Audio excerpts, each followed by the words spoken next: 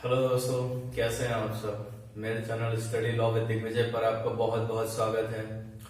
आज हम public international law में जो अनुशासनियां हैं उसके बारे में हम चर्चा करेंगे और इसको लेकर के प्राय बहुत से मतभेद हैं।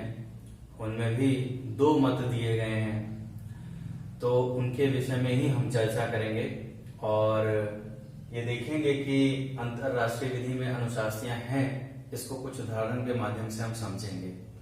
तो आइए हम चलते हैं अपने लेक्चर की तरफ। अंतरराष्ट्रीय विधि में बहुत सारे जो मतभेद हमारे सामने उभर के सामने आते हैं, उनके बारे में जो दो मत हैं वो ये प्राय दो मत लिखे गए हैं यहाँ पे।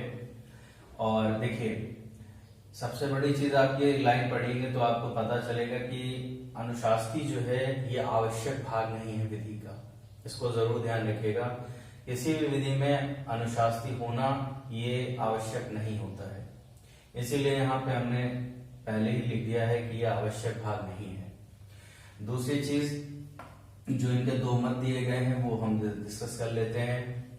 प्रथम मत क्या कहता है? प्रथम मत कहता है कि जो है अंतरराष्ट्रीय विधि में अनुशासनी का अभाव है। दूसरा मत क्या कहता है, जो कि प्रथम मत का विपरीत है, ये मानता है कि भय या अनुशासनी का अभाव है, फिर भी हम इसको अंतरराष्ट्रीय विधि को विधि के रूप में स्वीकार करेंगे, शामिल किया जा सकता है। अब देखिए, यहाँ पे ये दो मत तो हमने चर्चा कर ली, देख लिया कि एक मत मानता है कि अनुशासनी अभाव है, एक मत मानता है अगर अभाव है भी तो भी हम इसे विधि के रूप में शामिल करेंगे। क्यों? क्योंकि नैतिकता भी बहुत बड़ी चीज होती है। नैतिकता का भी पालन लोग करते हैं और विधि का उल्लंघन होना, कोई अगर कानून है उसका उल्लंघन हो रहा है तो हम ये नहीं कह सकते कि वो कानून नहीं है। अगर किसी कानून का पालन नैतिकता के कारण किया जा रहा है तो हम ये नहीं कह सकते कि वो कानून नहीं है। अगर आपको एक बाध्यता के अंतर्गत रखा जाए तभी उसे कानून माना जाए, वो कानून की परिभाषा में नहीं आता है। कानून की परिभाषा आज तक कोई भी नहीं दे पाया है, सटीक परिभाषा कोई नहीं दे सकता है कि एक्चुअली विधि है क्या। बहुत सारे इसमें मतभेद उभर करके सामने आते हैं, लेकिन हमको ये देखना है कि स्टार्क महोदय ने कुछ ऐसे उदाहरण दिए हैं, विधि शास्त्री स्टार्क जो हैं उन्होंने बहुत से ऐसे उदाहरण दिए हैं जिनके द्वारा हमें लगता है कि अंतरराष्ट्रीय विधि में अनुशासनियों का स्वरूप निर्धारित किया जा सकता है।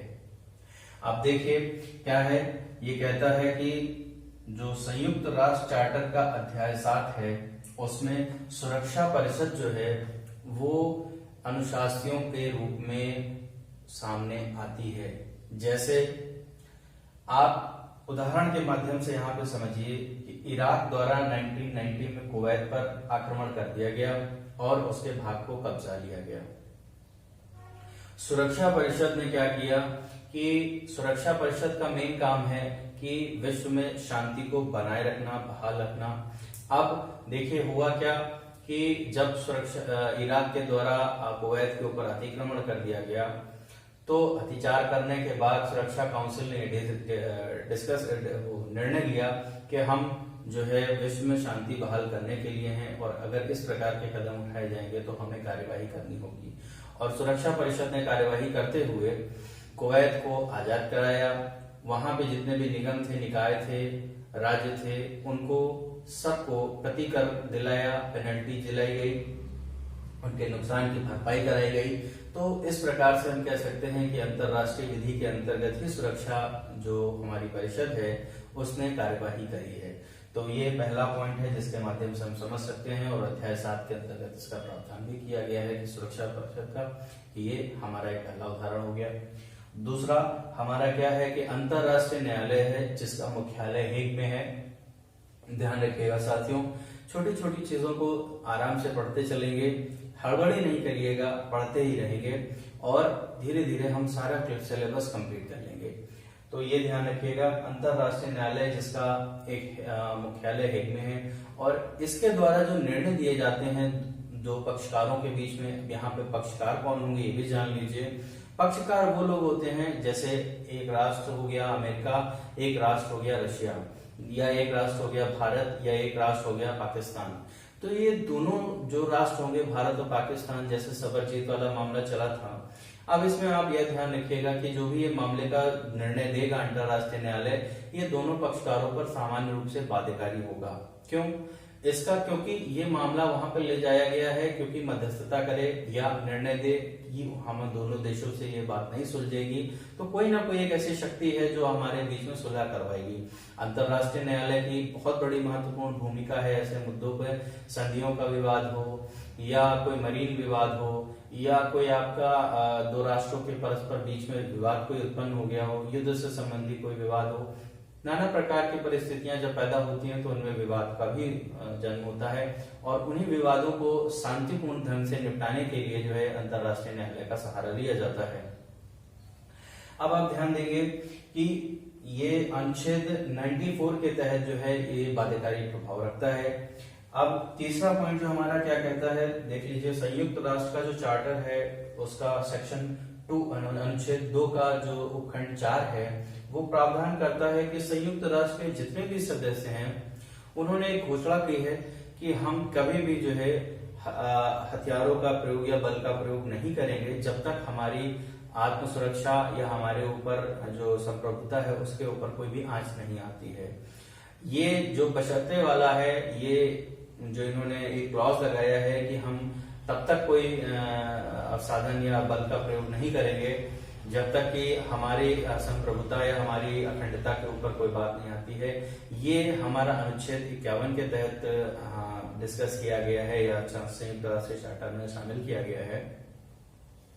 तो ये भी अपने आप में एक बहुत बड़ा अनुशासनी का स्वरूप धारण करता है कि अगर हमारे ऊपर ऐसी कोई आपदा आती है तो ही हम इस प्रकार का काम करेंगे, और वो जो है अंतरराष्ट्रीय विधि एक बाध्यता के रूप में दिखाती है। तो सामान्य तौर पर आप कभी भी जो है राष्ट्रों के बीच में लड़ाई नहीं देखेंगे, सद्भाव देखेंगे, बातचीत देखेंगे, लेकिन कभी भी अगर ऐसी कोई नौबत आती है तभी हम जो है अपने हथियारों का या अपने बल का प्रयोग करते हैं एक दूसरे राष्ट्र के विरुद्ध।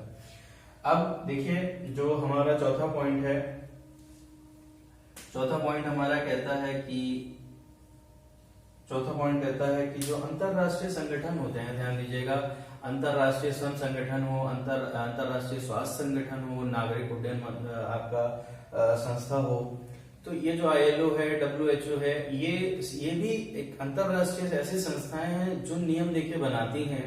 अभी आपने कोरोना को लेकर के देखा होगा कितनी गाइडलाइंस जो है वो WHO ने जारी करी थी और उनका पालन करना वैश्विक स्तर पर बहुत ही ज्यादा बाध्यकारी प्रभाव रख रहा था। क्यों? क्योंकि सभी देशों को अपने नागरिकों को बचाना था और अपने नागरिकों की सुरक्षा की चिंता थी उन्हें। तो दोस्तों, हम इस बात को जरूर ध्यान रखेंगे कि जो हमारा श्रम संगठन है या जो हमारा WHO है या उड्डयन हमारा जो संस्था है, नागरिक उड्डयन संस्था, इनके द्वारा बनाए गए नियम जो होते हैं वो वैश्विक स्तर पर अंतरराष्ट्रीय विधि का ही स्वरूप ले लेते हैं। क्यों? क्योंकि ये सामान्य रूप से सभी राष्ट्रों के लिए भलाई के लिए बनाए जाते हैं और किसी की भी राष्ट्र के द्वारा इनका उल्लंघन करना अंतरराष्ट्रीय विधि का उल्लंघन का भाग बन जाता है। तो ध्यान रखिएगा, ये सब आपको ऐसे पॉइंट्स हैं, अगर आपको नेट या JRF या लखनऊ यूनिवर्सिटी या किसी भी अन्य यूनिवर्सिटी जो भी है, MP यूनिवर्सिटी है, तो दिल्ली यूनिवर्सिटी है, तो कहीं पे भी अगर आप इस लेक्चर को देखेंगे तो इस चीज को ध्यान रखिएगा कि अनुशासनियों के बारे में जो आपको लिखना है वो ये लिखना है कि जो स्टार्क महोदय ने बताया है, और आपको देखिएगा 100% नंबर मिलेंगे। इस बात को आपको देखना है, समझना है, बशर्ते अपनी लैंग्वेज में आप लिख सकते हैं। कंटेंट आपका सही होना चाहिए, इस कंटेंट को कोई नहीं काट सकता है। अगर आप ये लिख करके आएंगे तो विश्वास रखिए कम से कम 10 में से 5 नंबर आपको जरूर मिलेंगे।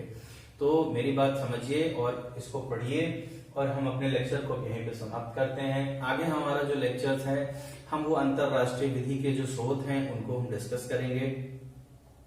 आने वाले लेक्चर्स अगर आपको नहीं मिल पा रहे हैं तो आप उसके लिए चैनल को सब्सक्राइब जरूर करिए, बेल आइकन को जरूर प्रेस कर लीजिए, जिससे आपको आने वाले वीडियो जो भी होंगे वो आपको पब्लिक इंटरनेशनल लॉ के जरूर मिल जाएंगे। तो पढ़ते रहिए, अच्छे से रहिए, मस्त रहिए, टेंशन फ्री रहिए। तब तक के लिए धन्यवाद। अब मिलते हैं आपसे नेक्स्ट वीडियो में।